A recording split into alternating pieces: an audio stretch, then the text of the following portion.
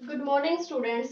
आज का हमारा टॉपिक है एग्रीकल्चर इनकम, जो इनकम टैक्स एक्ट के सेक्शन 2 सब सेक्शन 1A के अंडर आता है। एग्रीकल्चर इनकम को हम कहाँ पे दिखाया जाता है? इनकम टैक्स एक्ट के सेक्शन 2 सब सेक्शन 1A। तो सबसे पहले एग्रीकल्चर इनकम होती क्या है? जो हमें एग्रीकल्चर एक्टिविटी से प्राप्त होती है उस इनकम को हम क्या बोलते हैं? Agriculture income. कृषि आय मतलब कृषि क्रियाओं से जो हमें जो इनकम मिलती है या जो हमारी कृषि उपज है उनको बेचने से होने वाली आय को हम एग्रीकल्चर इनकम बोलते हैं। ये हमें 3 प्रकार से हो सकती है। पहले रेंट। रेंट का मतलब समझते हो? जब कोई जमींदार या ठेकेदार अपना खेत किसी दूसरे को दे देता है, उसको हम आप लोग समझते होंगे ना, ठेके पे जिसको बोलते हैं, तो उसके बदले में उनको ठेका मिलता है। तो आम भाषा में हम जो ठेका बोलते हैं उसको हम क्या बोलते हैं? लगान। हिंदी का प्रॉपर वर्ड क्या होता है? लगान। जो एक जमींदार द्वारा अपना खेत दूसरे को जोतने के लिए दे दिया जाता है, उसके बदले में जो इनकम मिलती है वो लगान होता है, या हम उसको रेंट भी कह सकते हैं। दूसरा है एग्रीकल्चर प्रोसेस। एग्रीकल्चर इनकम में हम उसी इनकम को शामिल करेंगे हमें जो एग्रीकल्चर प्रोसेस से इनकम प्राप्त हो, जैसे बीज बोना है, जुताई करनी है, निराई करनी है, उससे जो इनकम होती है उसी को हम एग्रीकल्चर प्रोसेस में शामिल करते हैं, एग्रीकल्चर इनकम में शामिल करते हैं। मान लो हमारे खेत में कोई वैसे ही पौधे उग जाते हैं और वो पौधे उगने से, उन पौधों को बेचने से, उस फसल को बेचने से हमें जो इनकम होती है वो हम एग्रीकल्चर प्रोसेस में शामिल नहीं करेंगे। तो उसके लिए हमने कोई भी एग्रीकल्चर प्रोसेस नहीं की, ना ही हमने कोई बीज बोया, जुताई की, उसमें पानी दिया, जो निराई गुड़ाई होती है हमने कुछ भी नहीं किया, तो उसको हम एग्रीकल्चर इनकम में शामिल नहीं करेंगे।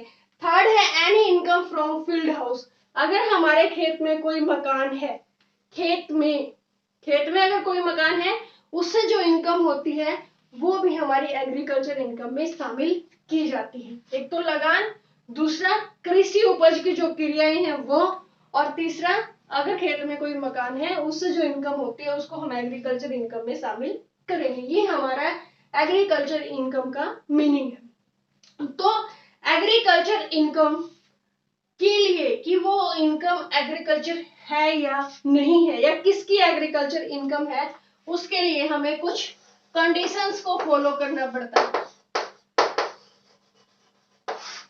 सबसे पहले जो जमीन है, जो खेत है हमारे, वो कहाँ होना चाहिए? इंडिया में होने चाहिए। सेकंड, जिस व्यक्ति की इनकम में हम उस आय को, एग्रीकल्चर आय को शामिल करने जा रहे हैं, वो उस खेत का रियल में मालिक होना चाहिए। जो ठेकेदारी पे लेते हैं, जो लगान पे उन खेतों को लेते हैं, उन पे काम करते हैं, उनकी इनकम को हम शामिल नहीं करते। भूमि से जो आय होती है, भूमि के हित में होनी चाहिए। जो प्राप्त करने वाला व्यक्ति होता है उसमें उसका इंटरेस्ट होना चाहिए। इंटरेस्ट का मतलब उसमें उसका कोई ना कोई, जैसे हित बोलते हैं हम, उसका हित होना चाहिए, तभी हम उसकी इनकम को, उस व्यक्ति की इनकम में एग्रीकल्चर इनकम को शामिल हम करेंगे। उसके बाद कृषि से डायरेक्ट इनकम।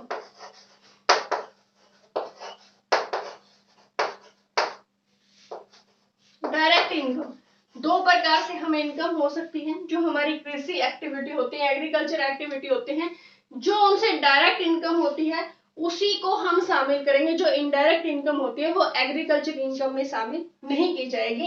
कोई भी इनकम एग्रीकल्चर इनकम है या नहीं है, या वो किसकी इनकम में शामिल होंगे, इसके लिए हमें ये 4 कंडीशन है, इनको ध्यान में रखना होता है। उसके बाद है types of agriculture income. Types of agriculture income.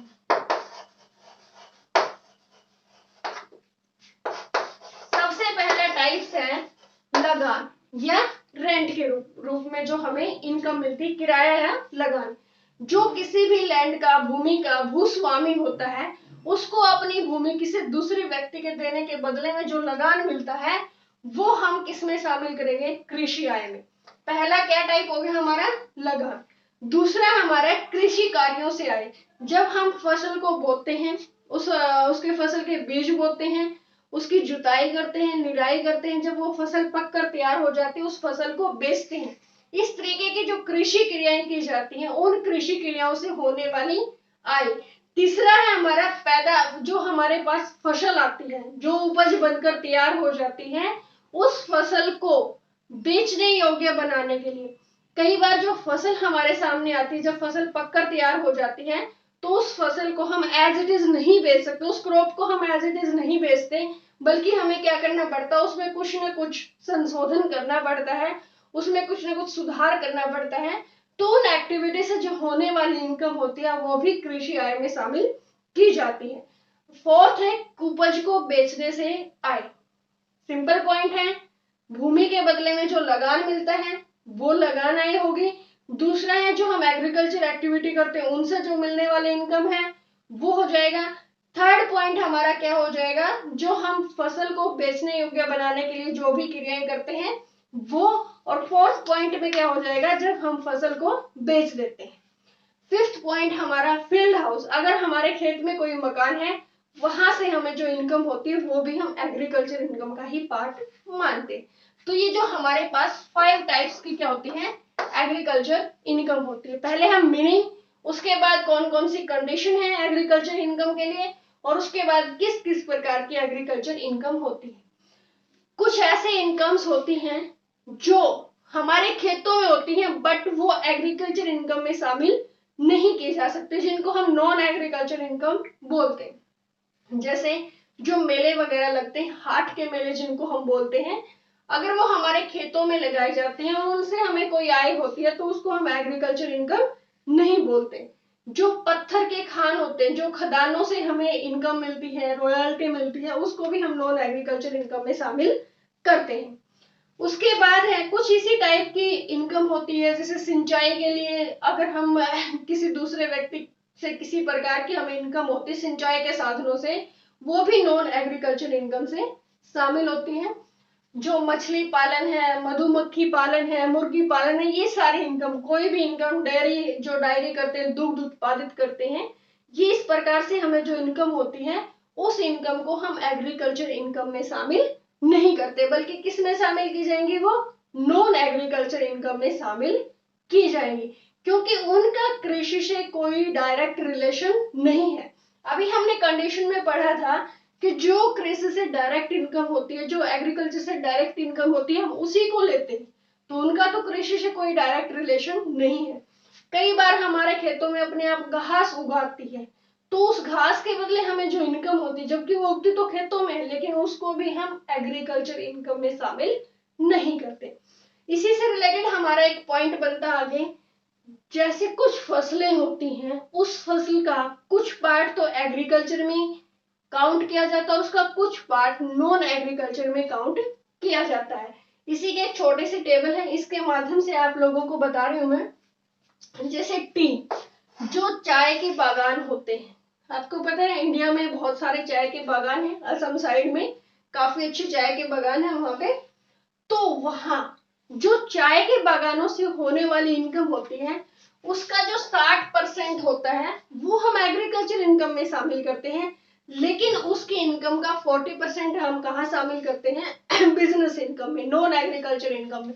मान लो हमारी 10 लाख की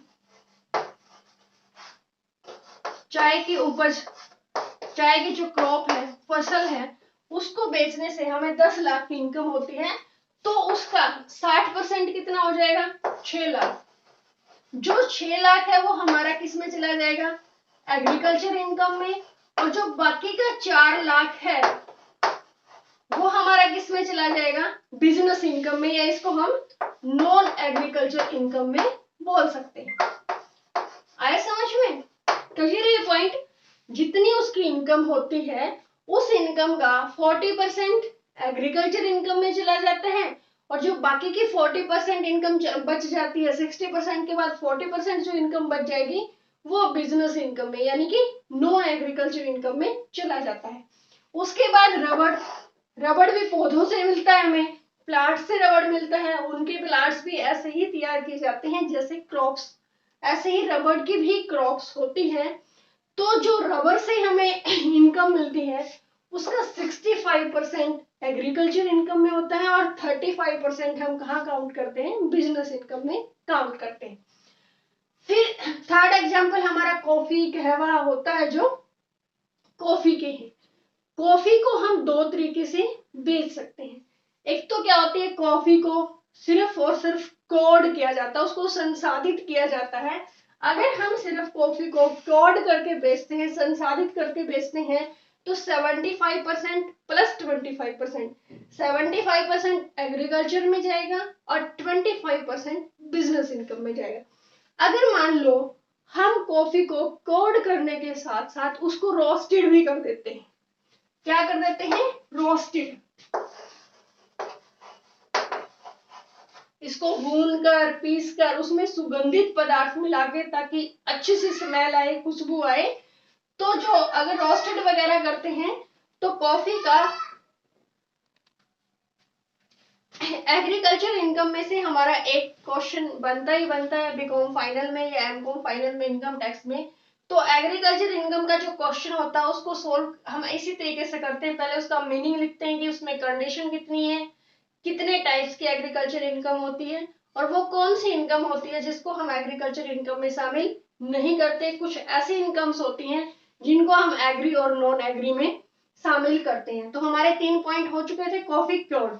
फोर्थ पॉइंट इसका क्या है, कॉफी को क्योर्ड करने के साथ साथ उसको रोस्टेड किया जाता है, भूनकर पीसकर अगर हम बेचते हैं तो उसका 60% एग्रीकल्चर इनकम में जाता है और 40% नॉन एग्रीकल्चर इनकम में जाता है। इसको हम इस टेबल को इस तरीके से एक्सप्लेन कर सकते हैं, चाय, रबर, कॉफी को क्योर्ड और रोस्टेड करके अगर बेचा जाए या कॉफी को ओनली क्योर्ड करके बेचा जाए। तो ठीक है, ये क्वेश्चन हमारा कंप्लीट होता है। इस तरीके से इसको हमें सोल्व करना है।